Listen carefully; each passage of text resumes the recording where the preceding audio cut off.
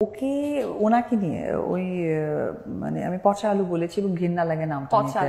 হ্যাঁ, তো ওই জায়গা থেকে ওনাকে নিয়ে কথা বলার কোনো ইচ্ছা নাই, কারণ কি ওনার কথা তো আমি যোগ্যই মনে করি না যে সেই জায়গা থেকে যৌক্তিকতা আমি দিব। হলিউডের দুই নায়িকা অপু বিশ্বাস ও শবনম বুবলির দা কুমড়ো সম্পর্কের বিষয়টি কারোরই অজানা নয়।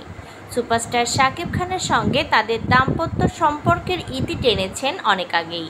তবে এখনও গণমাধ্যমে শাকিবের সঙ্গে তাদের ব্যক্তিগত সম্পর্ক নিয়ে কথা বলেন এই দুই নায়িকাই।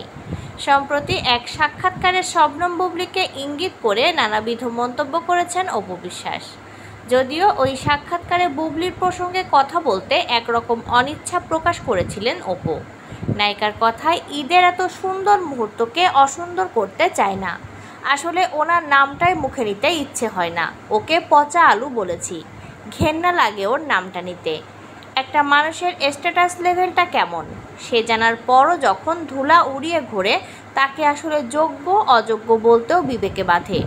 বুবলিকে ঘৃণা করলেও তার ছেলে শেহজাদ খান বীরকে ভালোবাসেন অপু বিশ্বাস, কিন্তু বুবলি সাংবাদিকদের কাছে দাবি করেছেন ছেলে বীরকে বিরক্ত করেন অপু, অথচ বীরকে নিয়ে কখনো নেতিবাচক কথা তোলেননি অপু বিশ্বাস। এ প্রসঙ্গে বুবলিকে ইঙ্গিত করে অপু বলেন, সে আমার ছেলের সঙ্গে সম্পর্কের বিষয়েও প্রশ্ন তুলেছে, ওই জায়গা থেকে তাকে নিয়ে কোনো কথা বলার ইচ্ছাই আমার নেই, কারণ অযোগ্য মানুষের কথা নিয়ে যুক্তি দেওয়া মানে নিজের যোগ্যতাকে প্রশ্নবিদ্ধ করা। তাকে নিয়ে কথা বলে সময় নষ্ট করতে চায় না। অপু কিভাবে সাকিবের স্ত্রী হলেন বুবলির এমন দাবির প্রেক্ষিতে অপু বলেন, সেটা উনি ভালো জানতে পারবেন, ওনার বক্তব্যের কোনো উত্তর দেওয়ার রুচি আমার নেই। যদি প্রশ্নটা ওনার থাকে তাহলে প্রশ্নটা ওনাকে করবেন, দ্যাটস ইট। চিত্রনায়ক শাকিব খানের দুই স্ত্রী অপু বিশ্বাস ও শবনম বুবলির মধ্যে পারস্পরিক কোনো সম্পর্ক নেই বলে বিভিন্ন সময় জানিয়েছেন এই নায়ক।